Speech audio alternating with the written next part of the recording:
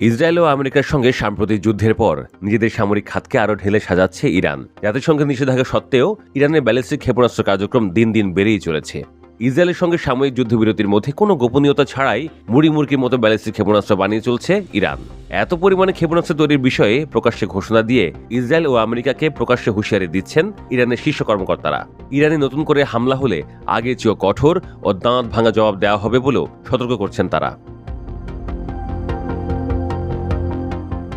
এই মাসের শুরুতে ইরানের পররাষ্ট্রমন্ত্রী আব্বাস আরাকচি বলেন, ইরানের অস্ত্র ভান্ডার গত 12 দিনের যুদ্ধের তুলনায় এখন অনেক বেশি শক্তিশালী। তিনি আরও দাবি করেন, সাম্প্রতিক যুদ্ধে ইরানের বিরুদ্ধে ইসরায়েল তাদের লক্ষ্য অর্জন করতে পারেনি এবং পরাজিত হয়েছে।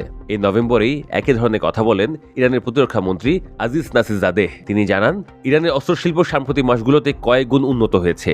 এই সময়টা তাদের ক্ষেপণাস্ত্রের মান ও পরিমাণ দুটোই বেড়েছে।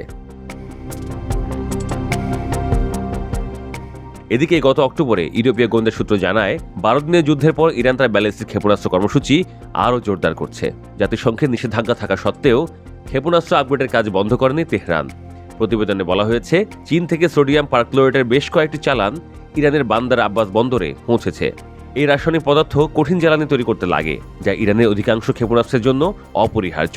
তাই এসব চালানকে উদ্বেগজনক হিসেবে দেখছে ইসরায়েল ও তার মিত্ররা। পশ্চিমাদের অভিযোগ, ইরান আগে থেকেই জাতিসংঘের নিয়ম ভেঙে আসছে।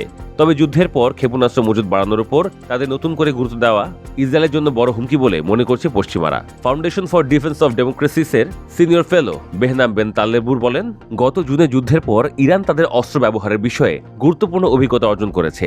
ইরান শিখেছে কিভাবে কম ক্ষেপণাস্ত্র নিক্ষেপ করে বেশি ক্ষতি করা যায়।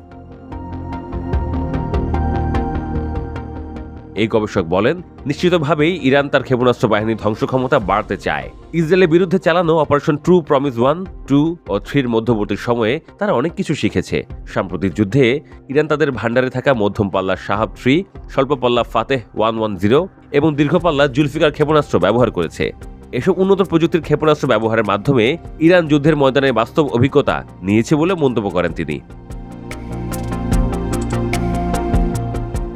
বিশ্লেষকদের মতে, ইরান তাদের ক্ষেপণাস্ত্রের শক্তি নিয়ে আর কখনো লুকোচুরি করে না।